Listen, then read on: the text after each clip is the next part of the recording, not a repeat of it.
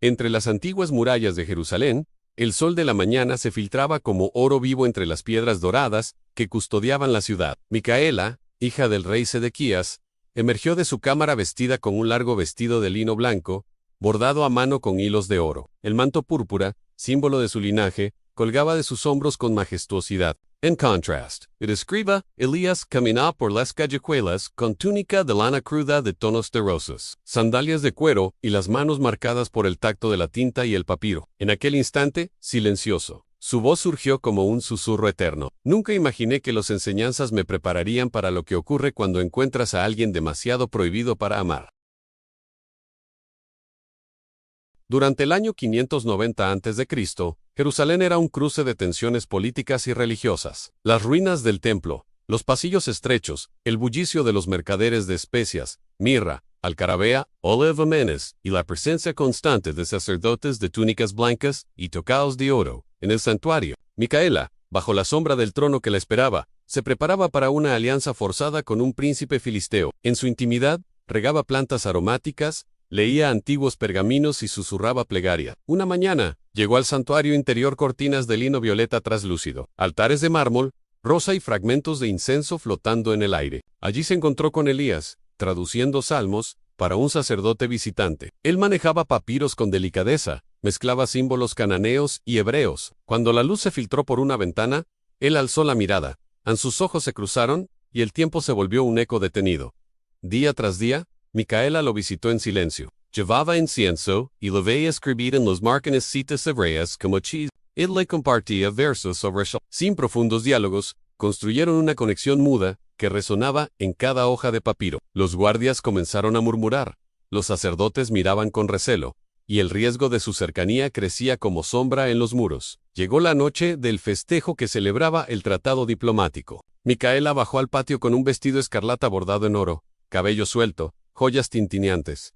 Elías le llevó papiros. Al entregarle uno, sus manos se rozaron en un ros breve, prohibido, cargado de electricidad.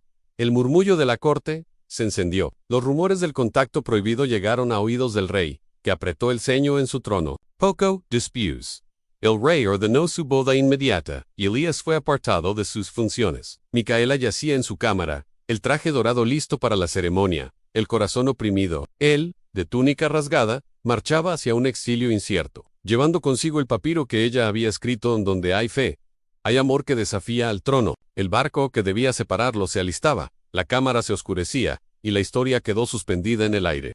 Entre susurros de olivos y el eco de plegarias lejanas, Micaela huyó del palacio en una madrugada silenciosa, abandonó los ropajes dorados de princesa, y tomó un manto humilde teñido con la tierra de Jerusalén. Su corazón latía con dolor y esperanza, tan firme como las murallas que dejaba atrás. Su destino la llevó al sur, más allá del valle del Kidrón, hasta las colinas donde vivían comunidades judías devotas, lejos del poder babilónico en ascenso. Allí encontró refugio en una pequeña aldea, donde los ancianos la cuidaron sin saber quién era. Su manto la ocultaba, pero su mirada seguía brillando con la misma luz de siempre. Día tras día, trabajaba entre ellas, regaba sus olivos, aprendía himnos y mezclaba sus plegarias con el sonido del viento. Su corazón aún retumbaba al recordar a Elías en el escriba exiliado, que llevaba consigo un papiro que decía, con caligrafía temblorosa, en donde hay fe, hay amor que desafía al trono. Elías, en cambio, había llegado a una ciudad portuaria junto al Mar Muerto. La humedad del agua y el olor a peces secos reemplazaron el bullicio de Jerusalén. Descansaba bajo toldos de lino azul, vendiendo copias de los salmos que había traducido con Micaela, ahora llegando en rollos humildes. Aquellas palabras sagradas resonaban en caravanas y peregrinos, pero su alma estaba tan hambrienta del recuerdo de ella que el mar parecía dólar en el pecho. La primavera avanzó, las lluvias llegaron, y las cosechas dieron vida nueva. En la aldea, Micaela comenzó a dictar sermones silenciosos en la sinagoga improvisada. Hablaba del perdón, del amor que no encierra, del hombre que le enseñó a ver la fe. Su voz se hizo rumor, y luego legado. En su humilde habitación, hallaron un manuscrito Meni, las memorias de una princesa que amó a un escriba. Allí hablaba de su libertad, del signo de la fe y del poder del perdón. Firmado Micaela, hija de Sedequías, siervo del amor. Aquella noticia llegó a oídos de Elías, llevada por comerciantes que pasaban por el valle. Uno de ellos lo buscó entre toldos. Tus salmos se venden en la aldea de las colinas. Una mujer los dicta, los firma. Dicen que la reconocen por su mirada. Su corazón se encogió.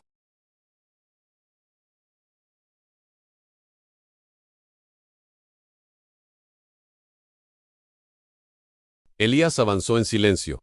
Ella se giró y lo reconoció en su rostro exhausto, lleno de cicatrices, pero aún con la fe intacta. No hubo palabras al principio, se miraron. El viento alzó pequeños pergaminos sueltos, versos hebreos sobre la vida, la fe, la esperanza. Él tomó su mano, ella cedió. Se abrazaron bajo la sombra de aquella palmera sagrada, símbolo de lo que habían sido, y aún eran. Pasaron semanas viviendo juntos en humildad, dormían sobre pieles curtidas, rezaban al amanecer, y enseñaban a niños a leer los salmos traducidos. Compartían pan ácimo y miel silvestre de olivo. No tenían palacio, no tenían título, pero tenían paz y el uno al otro. Con el tiempo, se anunció la llegada de un mensajero enviado por el rey. Sedequías, presionado por los babilonios y con el corazón conmovido por las historias que corrían, ofrecía perdón y una nueva vida juntos en Jerusalén. Monumentos, riquezas. En Elías dudó. Micaela lo miró, fuerte y serena, y dijo: no los necesitamos. Nuestro reino ya no está hecho de piedras y oro, sino de fe y amor verdadero. Elías sonrió y asintió. Decidieron quedarse bajo aquel olivo, en esta comunidad pequeña, donde su amor podía ser sencillo, honesto y inmortal. Y así, los dos escribieron otros rollos. Ahora, retrataban no la princesa o el escriba, sino dos almas que descubrieron lo divino en el amor humano. En su vejez, a la sombra de la palmera, Micaela tomó el manuscrito de las memorias primeras y lo leyó en voz alta para los niños. Terminó con una frase que resonó eternamente: no hay corona más alta que la fe, ni poder más duradero que el perdón. Y allí, en ese valle tranquilo, la historia de la princesa y el escriba se convirtió en leyenda viva. No, amor imposible que atravesó muros, templos y el desierto, para encontrar su hogar bajo un olivo, donde la fe y el amor vencieron al trono. O-R-E-I-Z-E-D-E-Q-U y A-S-N a Biblia. El rey Sedequías fue el último rey de Judá. Del 597 al 586 a.C., era hijo del rey Josías y el tercero de sus hermanos en sentarse en el trono. Antes de él, sus hermanos mayores, Joacás y Joacim, habían gobernado Judá. Entre los reinados de Joacim y Sedequías, su sobrino Joaquín reinó en Judá durante 3 meses antes de ser depuesto y llevado, junto con su familia y funcionarios, a Babilonia. Tras derrocar a Joaquín, el rey Nabucodonosor instituyó a Matanías como rey de Judá y cambió su nombre de Matanías, que significa don de Yahvé, a Sedequías, que significa justicia de Yahvé. Dado que los hombres más valientes de Jerusalén habían sido llevados al cautiverio babilónico, el rey Sedequías se convirtió en rey del remanente restante. El reinado del rey Sedequías. Los relatos del reinado de 11 años de Sedequías se registran en 2 Reyes 2, las 4 y 18 menos, 2 las 5 y 26, 2 Crónicas 36, y en varios pasajes del libro de Jeremías, como los capítulos 29, 34 y 52, tan pronto como comenzó a reinar. Sedequías parecía dispuesto a obedecer la ley y a seguir los consejos del profeta Jeremías, especialmente en materia de política exterior. Tanto es así que envió una especie de delegación diplomática a Babilonia para instruir a los judíos de allí a vivir en armonía. Aunque el reino heredado por Sedequías parecía pacífico a primera vista, la situación era muy difícil de controlar. Con el tiempo, la corte de Sedequías se reveló como un centro de conspiraciones contra Babilonia. Además, en el 4º año de su reinado, el rey Sedequías recibió en Jerusalén la visita de representantes de Edom, Moab, Amón, Tiro y Sidón, para proponer una conspiración conjunta contra Nabucodonosor. En aquel entonces, el profeta Jeremías se opuso vehementemente a este plan, y advirtió que era Dios quien había entregado las naciones a Nabucodonosor, y que cualquiera que intentara rebelarse contra este gobierno, perecería. El profeta incluso usó un yugo de madera sobre sus hombros para dramatizar su mensaje. En este escenario, el rey Sedequías apareció en Babilonia, quizás convocado por Nabucodonosor, pero aparentemente logró desviar las sospechas sobre la conspiración. Finalmente, entre el 7º y el 8º año de su reinado, el rey Sedequías se alió con Egipto, alianza que Nabucodonosor interpretó como completamente desleal. El resultado fue la invasión de Palestina y el asedio de Jerusalén. Mientras Jerusalén estaba sitiada, Jeremías fue muy claro al afirmar que la única posibilidad era la rendición a los babilonios, ya que Jerusalén tendría que caer bajo el dominio del rey Nabucodonosor. Aunque los babilonios tuvieron algunas dificultades durante un tiempo debido a las amenazas de los egipcios, bajo el mando del faraón Jafra, quienes posiblemente pretendían ayudar a la ciudad sitiada, Nabucodonosor no abandonó el asedio de Jerusalén. La ciudad, bien fortificada, logró resistir durante aproximadamente un año y medio. Durante este periodo, la población sufrió la gran hambruna que se desató y las plagas que surgieron debido a la precaria situación del momento. La muerte del rey Sedequías finalmente.